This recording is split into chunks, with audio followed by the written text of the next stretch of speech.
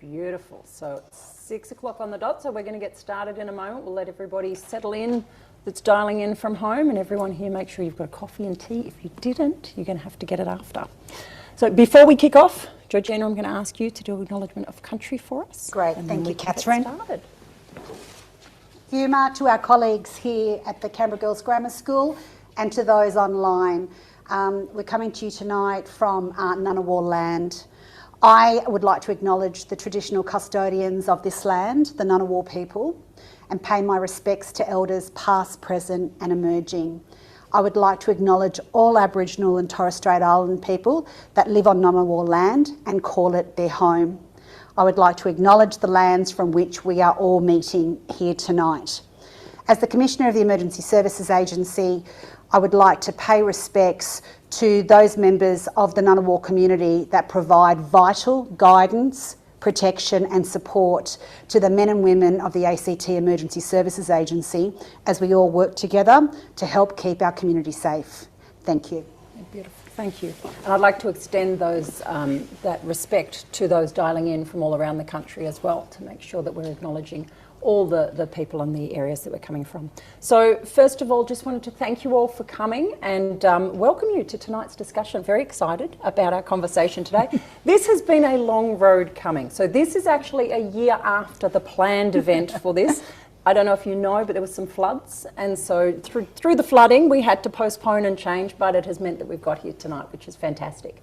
So just for those of you who don't know me, I'm Catherine from Wellbeing Australia. I'm one of the directors of Wellbeing Australia. We are a not-for-profit charity that is not funded by any government or other associations, so our focus is very much positive, proactive strategies, helping with the well-being and mental health of Australians all around the country, but also Australians dialing in from overseas and other countries as well. So our focus is on the broad spectrum of well-being. So we focus on social well-being, on community well-being, spiritual and financial, as much as that purpose and career. So we're really looking holistically at what well-being is and helping people throughout different points and parts of their career. This discussion came from a number of events that we were holding where we were speaking at the grassroots of people who were really struggling and weren't aware of what was happening from different points. The conversations we were having was, but what's the responsibility of the organisation? But what's the responsibility of leaders that we are reporting into or working with, and how can we better prepare and support them to be able to deliver? So that's really where we're coming from at the moment.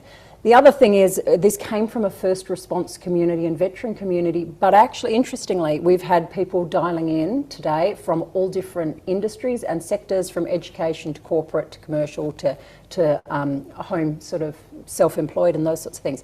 So I think this repeat crisis situation, this is something that is incredibly meaningful and important to people around Australia and overseas. So today our focus is on the breadth of our community, and so those people coming from all different sectors in terms of where they're at, and hopefully providing some solution-focused strategies that can help you.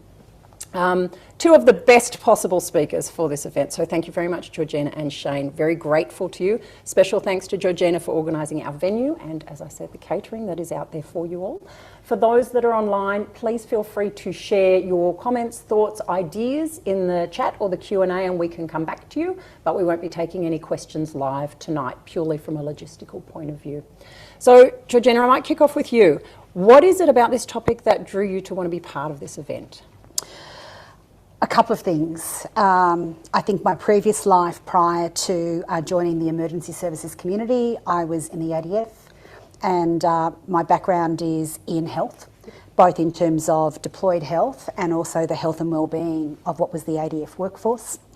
And then of course I made a natural transition into community service in the Emergency Services Agency, and my strong desire to ensure that we continue to support and build the capability and the capacity of our workforce is more than just buying more trucks, providing the uniforms, providing the infrastructure. It's the human dimension of what we do, because without our people, we are nothing. And I think we need to all make an active contribution to, if nothing else, have the conversations around health and wellbeing and what that actually means and what we can do to not use the term resilience as a throwaway line, not use the term health and wellbeing, pat somebody on the shoulder and your job's done, but really dive into it and be meaningful in trying to deliver programs. And just generally speaking, I'm a people person. I love people, and I think what we all need to be is good people to each other. And so what better way to do that than really focus on the health and wellbeing of our wonderful workforce and the community that we serve. And I think, as you say, it's the having those conversations, and that being comfortable to have those conversations without the feeling that we need to check the policy or work out where this is fitting or who this is. It's human. At the end of the day, we're human, and that human piece cannot be overwritten in what we're doing. Shane, what about you? Oh, look, very similar to Georgeina, except for the transition from ADF, but growing up in fire and emergency services and in that fire and emergency fraternity, I've seen us go through some pretty difficult and traumatic times over the decades, but nothing comes close to what we've been through over the last 3 to 5 years in terms of significant consecutive disasters and crises, and the compounding effects that that's having on all of us as workforces, as community members. It's extraordinary. In that same period of time, the whole issue around health and wellbeing has evolved enormously, but similarly in the last few years, despite all that we're going through, and people openly talking about how they're accessing and utilising supports and services, how they're relying on peer support and those critical conversations to check in on how we're going. Stigma is still a really big issue, and people's guards are up about not wanting to open up and share. And I'm a big believer, having lived it and witnessed it, that if we open up and share as humans about our health and well-being, particularly our emotional and psychological well-being, our thoughts, feelings and emotions are all being impacted, we realise we're not alone, and we're not so odd that we often think we are, because the challenges are not always apparent, like the old broken arm strategy. We wear a sling and a cast, everyone can see you've had a bit of an injury and you're healing. But we don't always see it when it comes to the mind. So true. And the stigma is still such a problem. 100%. And I feel we're moving the dial, but possibly too slowly for the global impacts we've had. So as a society and across, as I say, the breadth of industries, the impacts we've had, so crises we used to see as the fire, the floods, these sorts of things. Now we've got implosions. We've got significant bullying and harassment. We've got violence in schools. We've got organisations that are imploding. So the crises are now shifting in terms of what they are, and they're coming from such different places. But totally agree with what you're saying, that the emotional level of exhaustion, the mental level of exhaustion people have, and the breadth of mental health challenges people are facing is at a higher level to what we've ever experienced. Yeah, and there's a lot of data around that, and there's a lot of support, and we keep providing reports around that. But I think we really need to think about how. So that's the key for tonight, is if we look from that top-down level, from an organisational perspective, well, what is it that we can do? So I guess the question I have for you, thinking about those global impacts of particularly the last 3 to 5, right? It's everywhere, it's not just here. What response or engagement do you feel organisations have, so government organisations, corporate organisations, the breadth of it, have around managing these crises? Who wants to kick us off, Shane? Do you want to kick us off? I would say we're responding to unparalleled times, I believe, with unmatched strategies and effort. I think the most pleasing thing is there's an acknowledgement that our workforces, both paid and volunteer workforces, are fatigued. They've been stretched like never before. And whilst teams of people will go from, the droughts to the fires, to the floods, to the storms, to the COVID response, to mouse plagues, whatever it is, it's the same workforces, either being the lead effort or the supporting effort, that are carrying the load.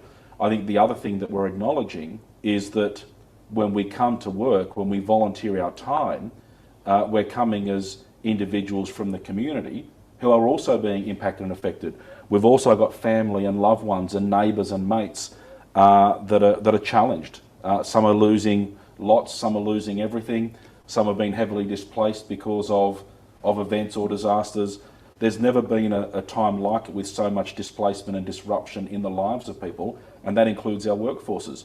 I think in my time and my observations and talking to colleagues still, I think the investment in surveying and understanding the thoughts, views and opinions of workforces, sharing that across partner agencies and organisations, across the sector, through bodies like AFAC, we are opening up the dialogue and we're seeking to learn through not just our own lived experiences, but the lived experiences and learnings of each other, so that we can hopefully capitalise on those learnings and lessons without having to endure them necessarily ourselves in the difficult space, if that makes sense. Breaking down those silos, right? 100%. And there has been a period of sharing and openness in the last 5 years, 10 years, like there wasn't in decades past. We've opened up very much, and we're seeking to understand more and more investment in the people and the social sides of things,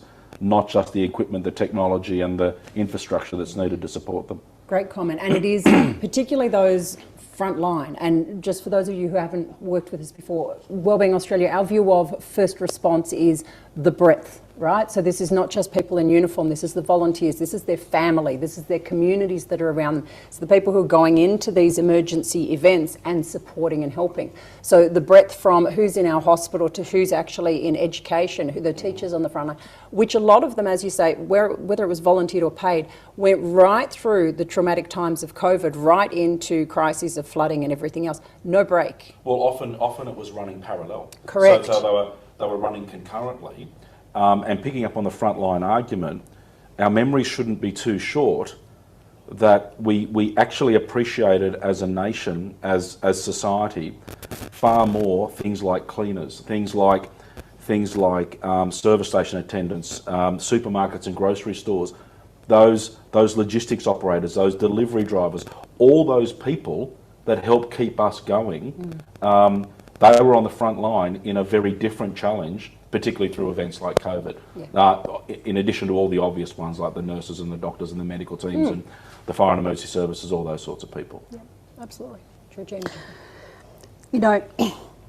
In the past, conversations were around somebody else's lived experience, which quite often, for many people, was not relatable.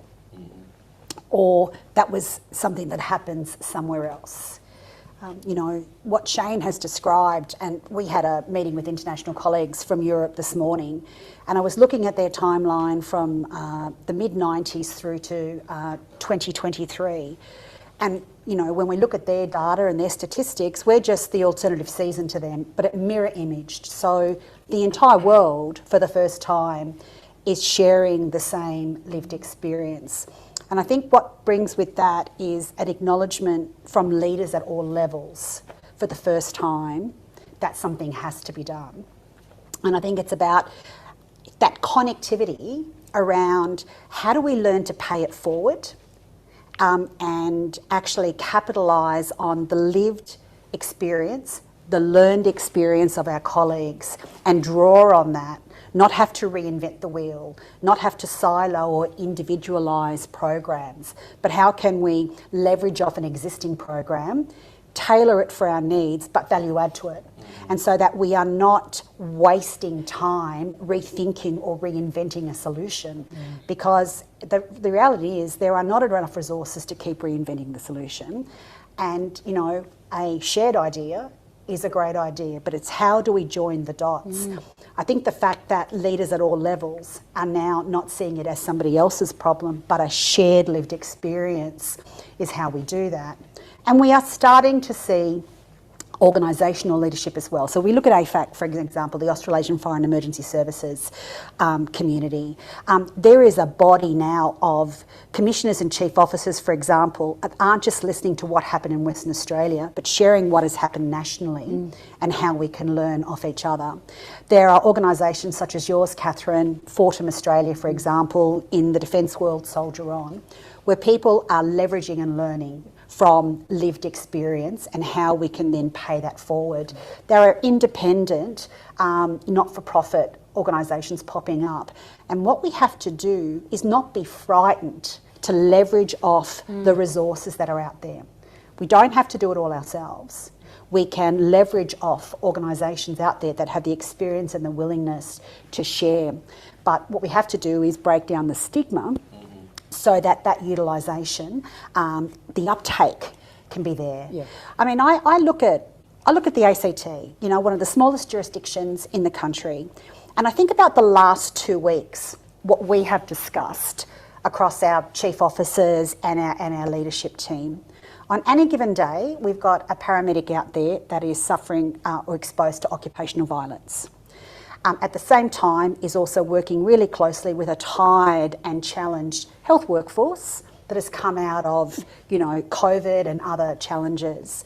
At the same time, we have firefighters that will respond in support of paramedics when we've got multiple incidents, who are then spat on by somebody who is probably just having a really bad day because the last 18 months of their life has been pretty terrible. And at the same time, we're all trying to get our children or our adult children back to school, out of the Zoom, into the real world, build their resilience up. And that's just a normal week for us. And like, I'm not catastrophizing that. What I'm saying is that is normal. So how do we work with our people to, to a certain extent, desensitise them, but understand what they're going through and how we can help each other you know, break through some of those barriers and to a certain extent give them the skills and the confidence to de-escalate, because we have been in this constant cycle of crisis. How do we put the brakes on? You know, how do we, you know, put the pause on and get that sort of almost operational pause so that we can, you know, psychologically all catch up. It is challenging, but as I said before, I wouldn't have been having this conversation 5 years ago. Yeah. You know, I wouldn't have been sitting with my chiefs over the last couple of days talking about, okay, what strategies can we implement at the grassroots level so that organically we grow a capability rather than waiting till the crisis occurs and then we start looking for the reactive support. Correct. We wouldn't have been having that, and I think, Shane, would we have been having that as commissioners and chief officers 10 years ago? No, you wouldn't have. It would have been, you know, we're going through difficult times and people need to, you know, firm up and tough up and just get the help they need. But picking up on particularly the stigma argument, I've shared this story as many times as I possibly can, but in the last few years, some of the most troubling conversations I've had centre around people who I know are absolutely outspoken advocates for critical incident support services, for opening up and talking to one another and accessing and utilising service and supports available. They will sit there and tell you how it's making a difference in their life. It's helping them with their healing. It's helping them back in the workplace. It's helping them with their partners and their children. But they plead with you not to tell anyone they're getting help. Yeah. And they don't want to be judged. And they don't want people to think they're not coping or that they're inferior or something. So this stigma issue is still a real challenge, even from the most vocal of those that promote and encourage and truly believe in it. Yeah. They've still got this challenge where they don't want their colleagues to know that they're accessing and utilising support. And we've got to continue to try and shift that dial. And that's sometimes not feeling safe. Right? Well, yeah. Sometimes it's not feeling safe in myself, safe in the judgment, safe Correct. in the effect on my... Well, the feedback we've had is the career impact. Absolutely. Right? Two broad messages that I get is, number one, I don't want to be judged. And number two, I don't want people to think that I'm not capable of coming back to work, because I realise coming back to work or coming back to brigade or whatever it is in my volunteer role is a really important part of my healing and my going forward. So we've got to make sure that not only do we promote and encourage and ensure that services are accessed and utilised and that conversations happen, but that the structures and the policy architecture doesn't then impede people going through a healing and recovery process like they would with any physical injury. And that's such an interesting point, and particularly because, as you both touched on, that having access to the resources, but also not having it so siloed into particularly agencies. Like a lot of the feedback we've had is within agencies, whether I'm family or whether I'm volunteering or whether I'm paid, I maybe don't know what's there, or what I think is there, I think is not confidential. That's something that we hear from a lot of people. I don't feel safe sharing with that because I feel like that's all going to be passed back to others. So being able to rethink and, as you said, Georgeina, have solutions to actually, rather than us waiting for the problem where people feel such a point of there's nowhere for me to go, hopelessness, as it were, we need to be coming back and having those. So from a leadership perspective then, who do you feel is responsible for the strategy, for guiding that response, for bringing those organisations together? Look, ultimately, I truly believe that leadership is an individual and collective shared responsibility right across the organisation. You can't help me with a situation if I don't let you know there's a situation. So you've got to have the ability to have people identify and articulate what the challenges or the issues might be. You've then got to have a system that's capable of being able to collect those and collate those and understand them and unpack them and then determine what the treatments or the options are. But ultimately, like anything, like culture, like strategy, it starts at the top of the organisation.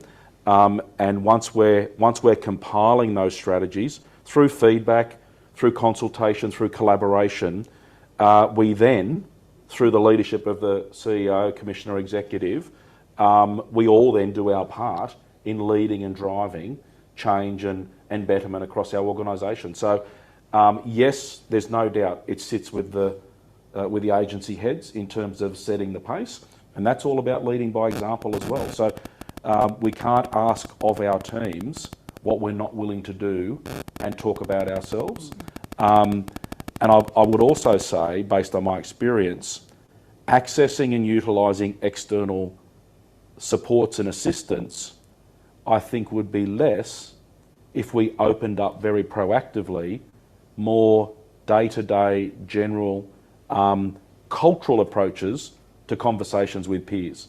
And if people felt safer to be able to talk and share with one another about how they're feeling, about how they're going, and whether they actually need that external support or not, or whether they just need validation to know they're not alone and they're not odd, you know, who knows where we might be. Because I've found in my experience, when you open up and unpack a few issues with colleagues around, the first thing they say is, crikey, I didn't realise you were having the same sort of thoughts or you were having the same sort of processes. I feel a lot better now. I don't feel so odd. But we can't see with each other what we're processing and what we're going through, often until something blows up. Totally agree. And the Does that make interesting, sense? yeah, absolutely. Yeah. But it's also having those conversations, certainly from a leadership level, as you mentioned, well, being able to talk cross-agency or cross-organisation. So we're looking from a broader perspective. We're going, hang on a minute, that's the same pattern we're seeing over here. How are they managing? What could we be doing? We can then actually do that. But those conversations, and it's interesting because leaders in some cases really happy. You guys, classic examples, okay? That's why you're here tonight. Yeah, very comfortable to have those conversations.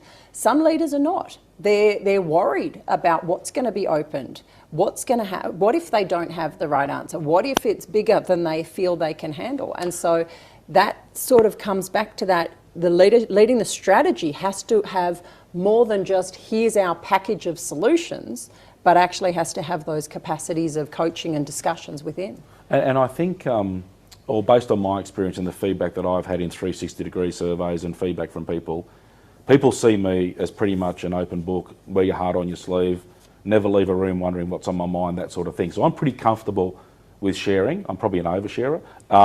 But there's an old adage that we use when it comes to diversity and women in the organisations and all that sort of thing. You can't be what you can't see, and you don't believe it until you can actually start see it happening. So I think it's incumbent and it's a responsibility for all leaders right through to the highest of levels to truly lead by example. So if you want to open up dialogue and you want to open up conversation, be a part of it. Let people know how you think and how you feel. And one of the biggest attributes in leadership, which I don't think is talked about enough, is that leaders need to care, and a part of that care is being open and vulnerable and human with your workforces. We're leaders amongst equals. We've all got different roles, we've all got different positions. People know what they are, but they also want to know and value us as human beings. Compassionate leadership. 100%. It's that shift from an economic leadership or those to a compassionate leadership. I'm prepared to be vulnerable. Empathetic. And to have that. Empathetic. I always get that word wrong. Empathetic. Empathetic. That's right. You know, we talk about, safety, psychological safety. And, when you start to talk about strategy, ultimately you've got to understand what is the basis for my argument to even have a strategy in the first place. So when we talk about leadership, we've got to have leadership at all levels. Where at the highest levels, there is a compact with CEOs, chief officers, school principals, heads of ambulance services that creates an environment where you can safely open it up and identify what the problems are without fear of attribution that it is your fault that people aren't tracking well, or it's your fault that there needs to be a shift in culture, when in fact, if we can open it up and take a good hard look without fear of when we find what it is we want to adjust or fix or evolve, and then the strategy comes in that then drives that change, we should be celebrating that as being brave and success, and that's success, rather than sometimes this attribution of blame because things aren't going well. It is not difficult to work out the challenges we're all facing because of, the impact the change in our climate has had on our environment, on what a pandemic has done to our environment, what interest rates are doing to our environment. What we need to do is leaders at all levels is to empower each other and give each other the confidence to open up the Pandora's box, ask the tough questions, and then bring a strategy in to evolve that. How we are trying to address that, and by no means, we're all imperfect people that live in an imperfect world. So I do feel like I'm in deja vu because it's exactly the conversations we were having across the Defence Force 10 to 15 years ago. And as a member of an organisation that was both a leader and worked within the health system, and the challenges we had with stigma and trying to bring our people on the journey, it is just a mirror image now. You just take an Army, Air Force or Navy uniform on and you put a firefighter uniform on, a school teacher's uniform on, a paramedic's uniform on. We're just a decade and a half behind in terms of the challenges and stigma that's attached to that. We are very fortunate in the ACT that we are co-located with the University of Canberra that runs a program with the Australian Defence Force called the Arts Program. So an alternative way through therapy of helping people heal. Now, it took years for the arts program to really get up and running because it took people a long time to be confident in the system to put their hand up and say, I want to be on a program. Yep. Now, when that program started, it was actually all about capturing people at the point of transition. So they were almost using the program to help people heal through transition and start the next chapter of their lives.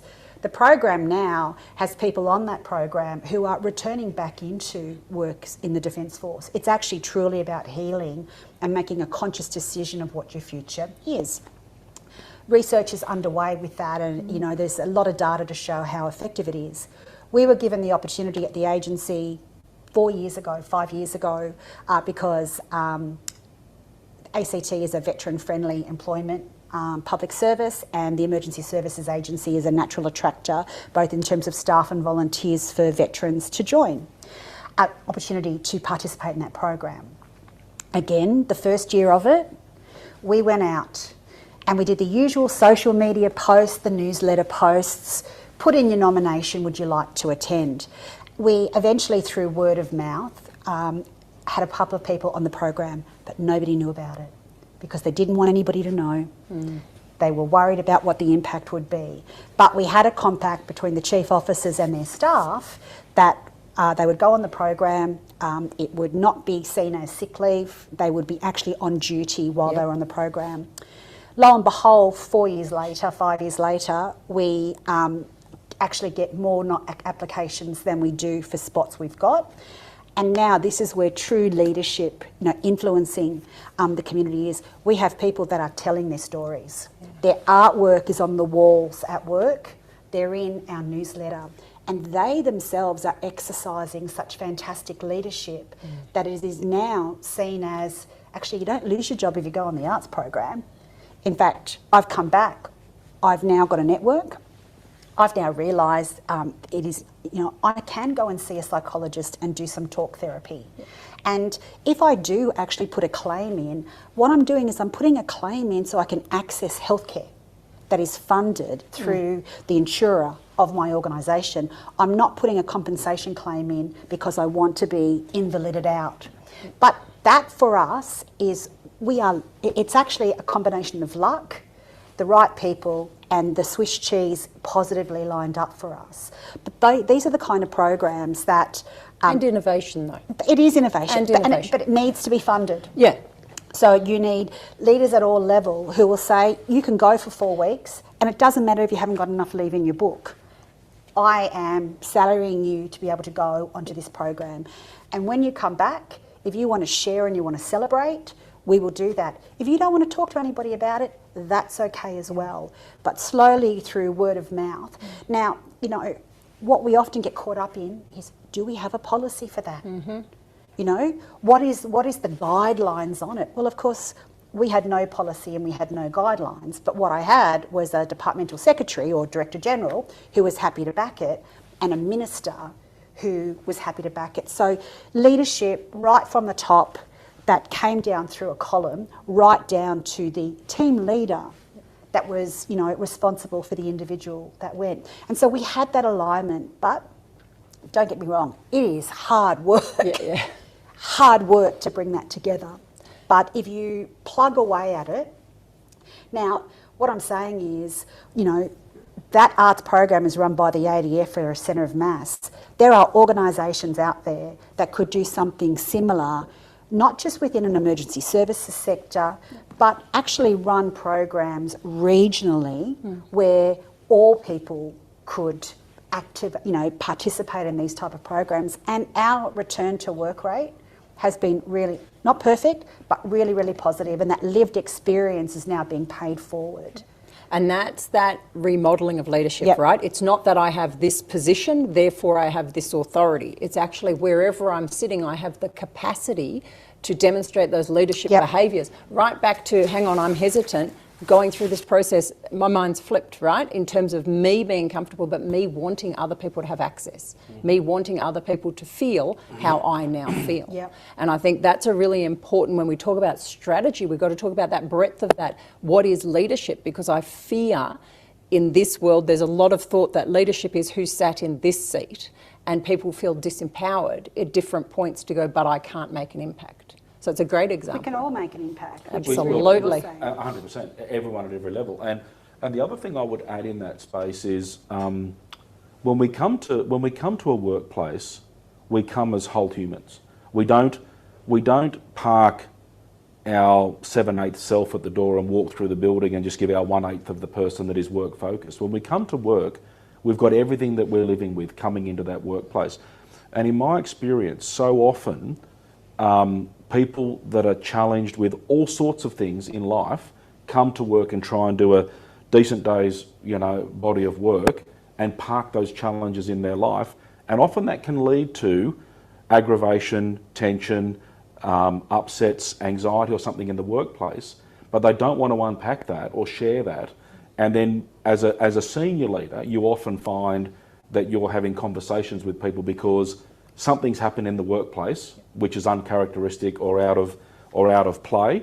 So automatically we default to, I'm not coping at work. But if you sit down and have a conversation, you might find that what's happening is things are really difficult outside of work, and it's something little at work that has just boiled over.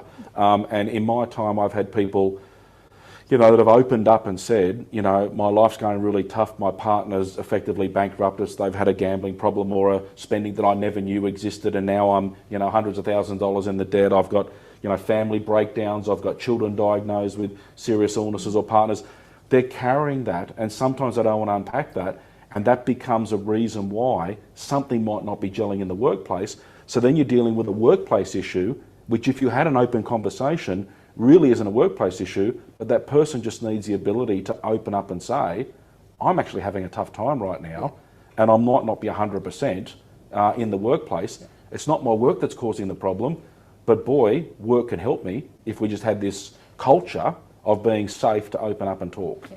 And that then could prevent so much 100%. Because just by that awareness, and it is often, it's the icing on the cake, isn't it? It is. Because it is. The work and that being around those that I respect and doing the work that I value and I feel competent in and I feel, that's my place of achievement, is then so critical to my mental health. It's actually critical. So if I can have that conversation with those leaders so they know what else is there, that shifts the dial on what triggers may happen in that space. If you can talk to a colleague or you can talk to your local leader and just say, look, I'm not 100% at the moment, and these are the things that are going on that are really challenging me. I'm not gonna slacken off at my job, but I just might not be the same person that you're used to because I'm just dealing with a lot right now. That one conversation can avoid all sorts of complaints because of the way they might have been speaking that week or the way they might have been behaving that week. But we can cut them some slack. We can actually have an understanding as to why Shane might not be his normal self this week. That doesn't make it an excuse to be disruptive and rude and inappropriate in the workplace, but it just might let people know, Shane's having a bad time, cut him some slack and maybe even talk to him and see how he's going and what sort of support can you help, can you provide, even accessing support services if that's necessary. Absolutely. And so then I'm not coming in that stress response. Correct. So from that, the challenges that we're facing, and it's really interesting because you touched on budget and you touched on that return to work.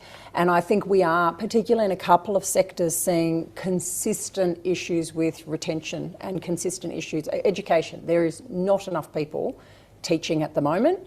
And the challenge with that is the flow on off.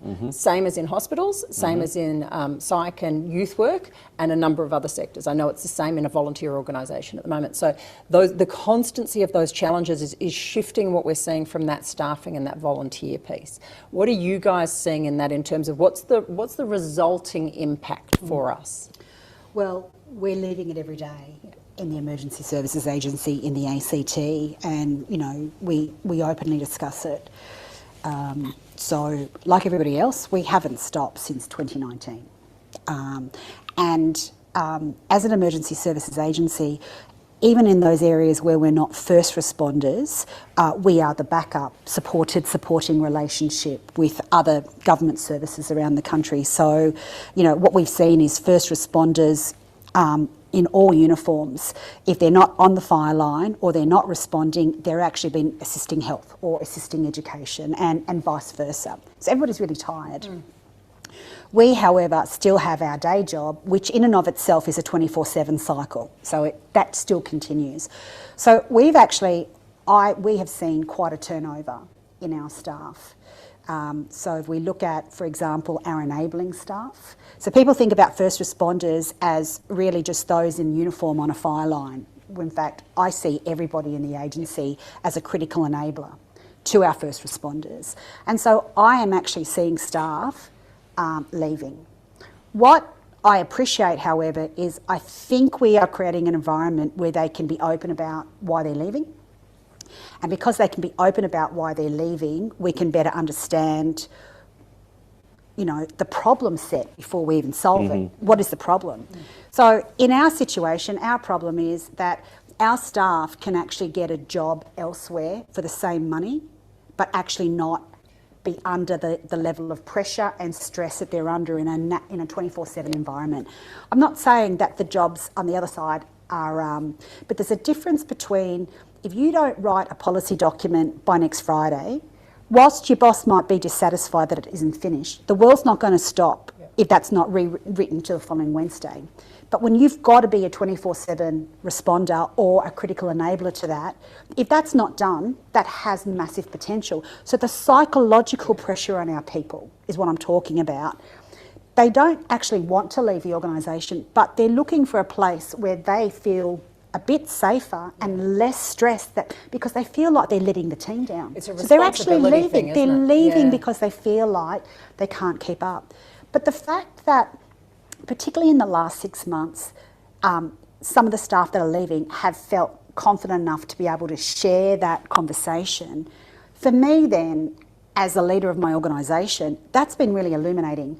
Otherwise, I would have known. I would have just gone, what's going on? What is this high turnover? You know, what's happening? Well, at least now I can hone in on what it is. Now, can I fix it in the next month? Probably not. But having an understanding and an appreciation where we can then start looking at strategies of ways in which we can do business. And so it has led us down a path of actually having conversations around what are other ways we can do that. And we're going to, we are looking at things like introducing apprentices into our workshops so that we can start to build some depth in our workforce and have a career pathway. But by having apprentices in the organisation, it just actually helps us affordability-wise round out the workforce, introduce people to a role in emergency services, but actually support the existing workforce. Do we reach out to university students to start working part-time in our organisations around again, bringing them in so that when you come into a career in the emergency services as a critical enabler to a first responder, you actually have a bit more understanding of the environment in which you're coming into. What does it do? It helps with a level of understanding and resilience, but it also broadens a workforce so that when people do need time out, there are other people that want to come back in. Problem with our workforce is there is no other alternative. So trying to find ways in which we can employ people. And I really don't know what the solution is, but what I do know is we're actually starting to have a conversation about it. We're not trying to say whose fault is it, because I'll be honest, I had a staff member that I was very close with that left 2 years ago. And I've got to say my first reaction was I was angry that that person was leaving, because I couldn't work out why they were leaving us, because we valued them so much. I was almost angry that we valued them so much that they were leaving, and I was disappointed in myself when I realised the negative impact my reaction had had. I had to give myself a bit of an uppercut and realise, okay, this is not good if you've done this, and if you're doing this, everybody else is. But in actually being able to reflect on it and go, okay, well, if I'm not going to create an environment where people can tell me why they're leaving, I'm never going to learn from it. But, we don't always get a second chance with things like that. No. And the difficult thing is things have changed, and the history is after war, after significant events, people come back to a sense of meaning and purpose. Yes. Their drivers come back to their heart piece, right? What drives us is back to family, back to that safe space, back to making a difference. And whilst that's what drives a lot of people to first response and other services we've talked about, it's actually what drains them as well. Absolutely.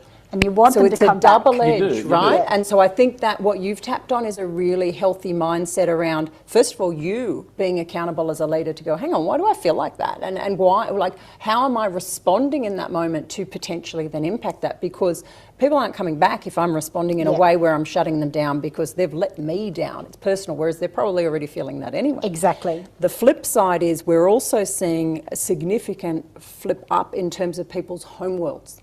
So people's home worlds have become more complicated. That was my point earlier. 100%. Yeah, whether it's health, as you say, because of the delays in health treatment, it's overwhelming how many people are dealing with health things that they were not expecting or anticipating. Family struggles, children having difficulty at school, or all of these complexities, relationship difficulties, that's at a really new level. So that piece of actually we need to look differently about why people are transitioning out and keep that conversation open, because potentially they just need space. Potentially they need to heal and focus back on what's important at that time.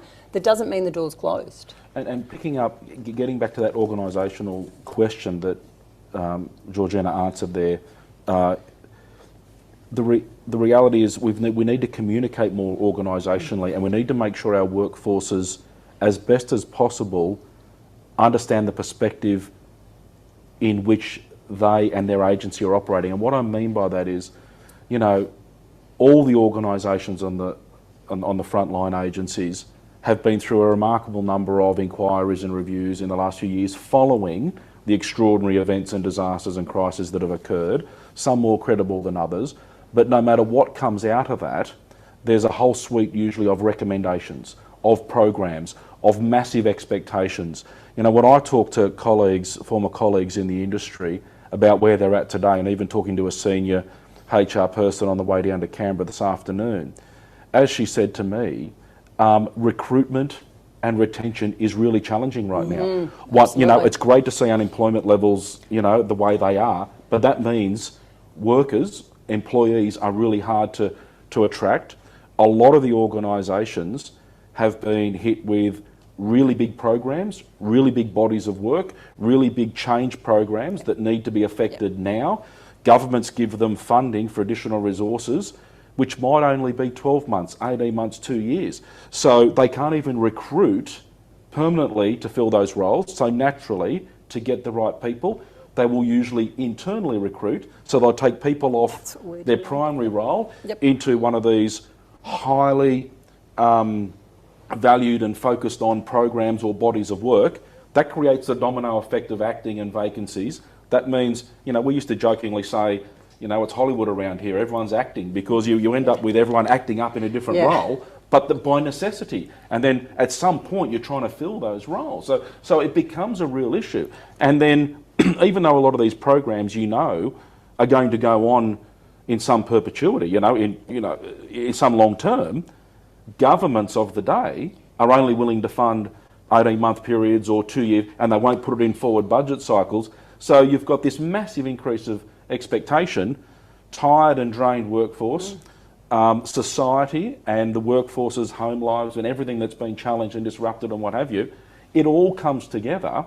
So we're kidding ourselves if we don't think we're all not travelling with some, you know, challenged thoughts, feelings and emotions in the way we're living and operating every day. So there's real issues for people in the workplace.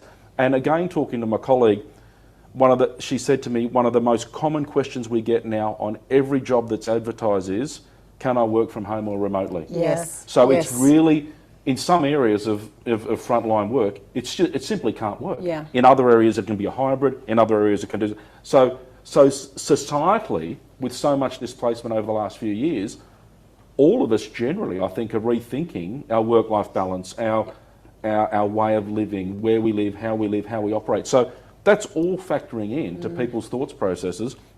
And then I really feel for commissioners and leaders of organisations today, and particularly with what we've been through in the last 5 years, there has never been a period like it in terms of the number of significant consecutive disasters and events and the compounding effects that has on workforces, on people, on communities, and on strategies and programs that need to be delivered and undertaken. It's massive. It's so true, and it's that two sides just constantly.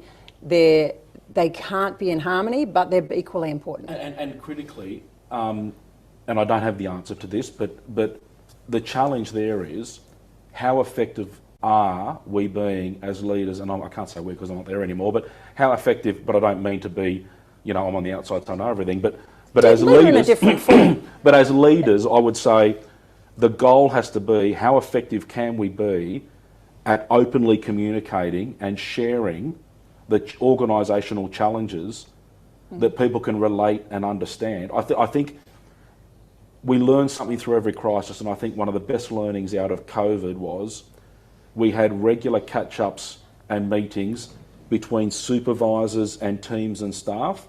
It was by necessity. But in those conversations, supervisors, leaders were identified in so many ways as being far more relatable because they were too experiencing stuck at home, uncertainty, not knowing all the answers, joining on bloody Teams meetings and Zoom meetings and all those sorts of things. It humanised everybody. And people valued that connection and that relatability. I think in the tough times that agencies are going through now, and I genuinely feel for them, I think the key is they've got to communicate very openly, not doing themselves a disservice to the governments of the day and how things are being funded and what the strategy priorities are, but being able to say in very objective and pragmatic terms, things are challenging, but we will get there. Yep. We need everybody to understand why things are a little bit challenging, a little bit tough at the moment, because we've got all these things that we need to deliver on, and we've only got finite resources, but we're doing our best. Yep. And we want to hear from you about where we think we can do a little bit better. We might not be able to have all the answers, but we will need to understand and let people know they're on that journey together. Absolutely. And the big thing from that was also across industries, because that's across all industries. That's corporate, that's all different sectors, that human component really came through. And we did come together across seemingly unconnected components. We were. And so we came up with new strategies. So I'm going to run out of time, like I always do with you two. No, it's all good. I do want to touch on the elephant in the room. So that psychosocial safety is the buzz for leaders at the moment. And to me, it's an opportunity, okay? How we interpret what we do with this is a massive opportunity. The question I would have for you guys is, what do you think organisational leaders should be thinking of this year as they're looking at that? How do we understand, how do we interpret, and how do we implement? Because there is a risk it's going to go down a hard policy line rather than utilising, because what we're talking about fits in. It really fits in with what we're talking. So what would you be saying to organisational leaders as they're looking at and investigating and implementing those social strategies? Look, it is really interesting. We can get caught up in the policy and twist ourselves in knots. Are we crossing T's or are we dotting I's? Or we take a really good hard look. What is it all about? What does it mean? What is, what is the, psychosocial safety? Understanding the difference between that and good mental health, because they are two different things. Understanding that poor behaviour is poor behaviour, and that I want to feel safe is not an excuse for behaving badly and not being held to account. It's about how we can have these respectful exchanges with each other, and how we can create an environment where if you need to speak up, or you've made a mistake, or you just want to have an interaction on something that you don't agree with because you're coming close to your ethical line, that we are creating an environment that is safe enough for people to be able to have those conversations. Now, again, I talk about imperfect people in an imperfect world. I hadn't paid much attention to social safety, psychological safety. My Chief Officer of the State Emergency Service actually brought it to my attention about 18 months ago. Like, it was around, we were seeing articles, organisations were popping up with courses, but he actually raised it as an issue because we work and live in a hypercritical environment. We are a hero yesterday when we stopped a bushfire from consuming. We've got paramedics out there saving lives, we've got urban firefighters, we've got teachers on the front line, we've got nurses on the front line. When everybody's on the front line, the world is grateful and celebrates. But once we catch our breath, the hypercriticality of the world, the 24-hour media cycle, the keyboard warriors on social media, those who are uncomfortable with a little level of discomfort, want to look for blame or attribute blame wherever they can. And so what happens is we all get caught up in that as well, right?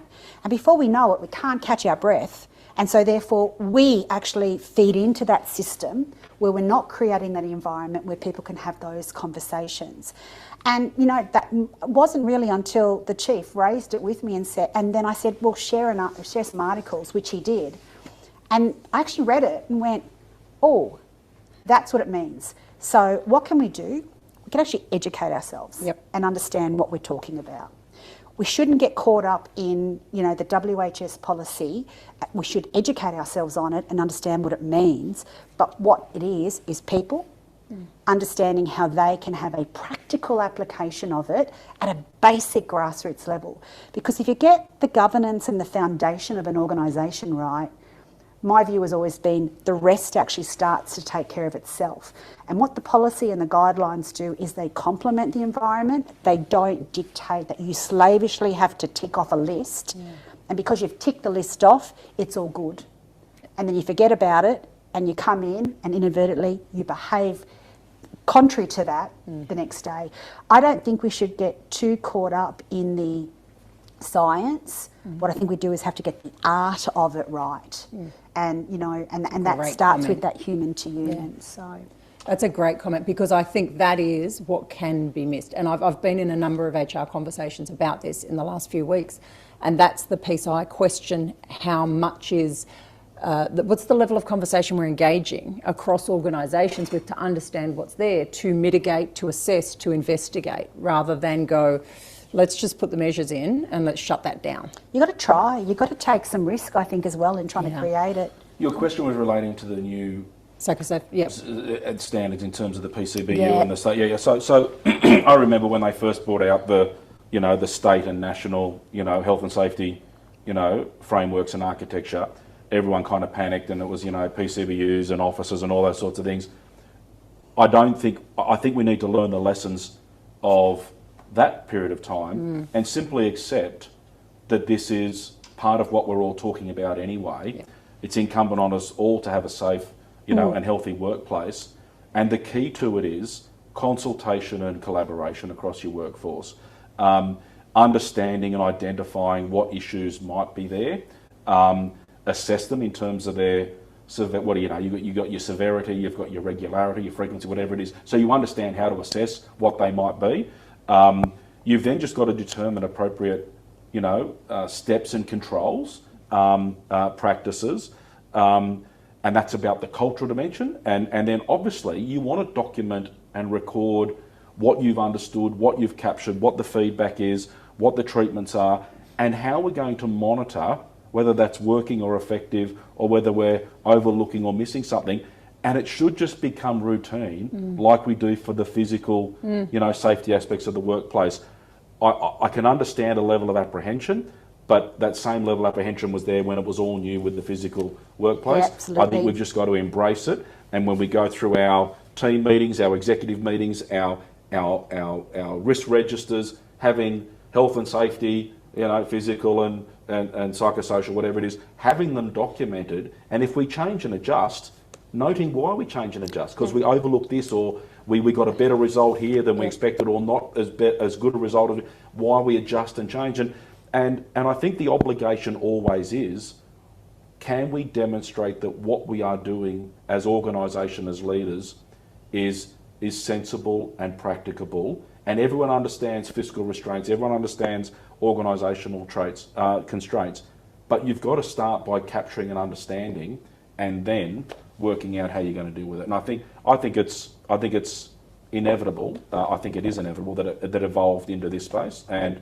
given what we're going through, I think it's identifying that there's a reason for it. Yeah, and it does allow for those conversations. Oh, yeah, it does allow. The conversations are critical. Remember when health and safety came in? We were all obsessed over putting bloody, testing every PowerPoint that went into the wall. Yeah. Yet none of us had a recorded issue of, electrocution. Make sure it's an agenda item. But people were dying because trees were falling on them and all that sort of stuff. But we were obsessed because someone said you've got to get all the electrical cords connected, bloody tested or something. We spent millions of dollars on that. The weight of effort should have been, well, hold on, we've got no evidence to say that that's our highest risk area. Our highest risk area is fire line injuries or whatever it might be. It doesn't matter what it is. Okay, you've gone through a process of consulting. This is what you've identified as your big issues. And here's the priority treatment regime. Here's our investments, blah, blah, blah. Yeah. Same thing with psychosocial. Just get at it. Yeah. Okay, we're going to run out of time. Sorry. No, never sorry. It's always good. Closing sort of thoughts. And you've touched on a lot of innovative solutions, okay? So what would be, for each of you, what would be your key tip for organisations, for leaders to say, seeing this, recognising what's happening, I think we're all in agreement this is what's happening out there. What would be your one tip about something that they should be thinking about or doing to innovate or seek out those solutions? And I agree with you, Georgeina, there's no magic wand, but we have to keep pushing forward to get ahead of where we're at. I think Shane touched on it. It actually is about collaboration and being open to others with ideas. No one individual, no one leader has a magic wand. But we have to open our mind up to alternative ways in which we can address the issues around what are the factors, what are the triggers that are impacting on the health and well-being of our workforce. And, what are others doing? And how can we continue to collaborate and have these open lines of conversation and sharing ideas? That only comes through leadership. somebody putting their hand up to lead a conversation, and then others willing to partner and join in that conversation to share those ideas. Yeah, my one tip is we have to keep the conversation going and be able to be open to taking away others' ideas and trying them in our own organisation. Yeah. Take the risk. Absolutely. Have the conversation, but trial something. Well, first responders take risk every day. Yes. Absolutely. Yeah. Yeah. Absolutely. Yet we shouldn't feel that because we're in a static piece of infrastructure in our environment, that's not as equally as dynamic as the fire line or the operations in which we're working in. Yeah. Our world is dynamic, it is evolving, it is changing, it is complex. And so apply those same risk methodologies in the workplace, in the static environment, as we would in the operational one. Beautiful. I think just like other injuries and incidents in the workplace, the significant ones are not every day. The significant ones will happen from time to time, and we've got to unpack them very much with appropriate investigations and really trying to get to the nub of what caused them. Psychosocial is no different. I think we've got to accept that there will be those occasions where we're dealing with the upper end of the most challenged and complex of circumstances. But my plea would be for each and every one of us to give ourselves permission to set the example, have a conversation with the person we see in the mirror and say it's okay not to be okay, and it's really important to be able to talk to people about that. And I believe family is a really good spot, but there is something very powerful about peer and peer support. Yeah. And if we give ourselves permission, then we give each other permission too, to be able to have that conversation. And it's amazing how much, if we unpack and open that dialogue, how much we can just resolve ourselves. And I learned a great lesson when I visited the kids at Cobargo Public School a couple of years ago. They wrote a book and they worked out that and all these kids, decimation, livelihoods, farms, businesses, some lost loved ones, it was difficult. Yeah. But when the kids and the teacher and the school worked together to unpack and open up conversations, kids worked out 3 basic phrases, and I'll paraphrase them. When I start talking, I realise I am not alone. When we start talking, I can reassure you that you are not alone. And hey presto, when we talk together as a classroom, we realise that we're not alone and we can share a lot and we can help each other a lot. And it's amazing how close solutions and ideas might be.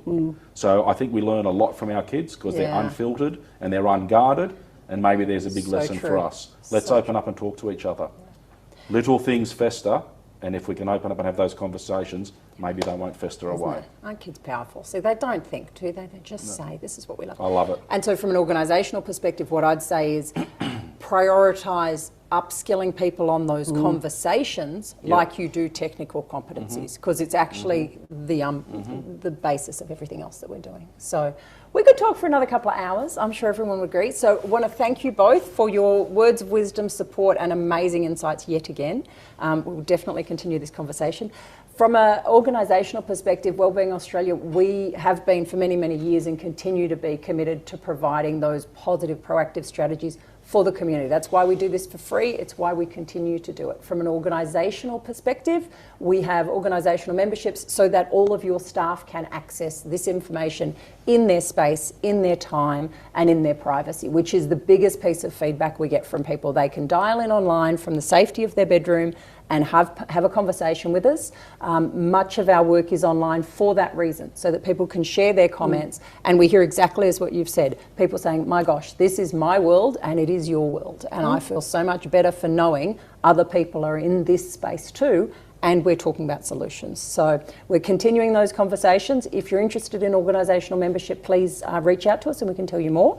Our next session will be with Kerry Howard, who is an amazing speaker from a psych perspective around moving from negative to positive. So she's got a really holistic view of how do we help our mindset shift from a negative space to a positive space so we can help you wherever you're at. So please join in and register for that one. In terms of everything else, we will continue in our monthly cycle. We've got great feedback from everyone. So every month we have a different event, different speaker, different format. Once every 3 months, we have a face-to-face because everybody asked us to get back face-to-face. So thank you for hosting today, and Sydney will be hosting in September for a physical wellbeing one, so we can all stretch together. Quite excited about that. So for everybody here, you've got lots of tea and coffee and food. For everybody at home, thank you very much for joining us. Please feel free to send through your thoughts on our chat so that we know what you valued, what you want to hear more from. And you may be looking at a slide that has access and information about some support networks should you be needing them. So other than that, thank you all. Can I get you to thank me, help these lovely Thank you. people? Thank you, Catherine. Thank you, Shane.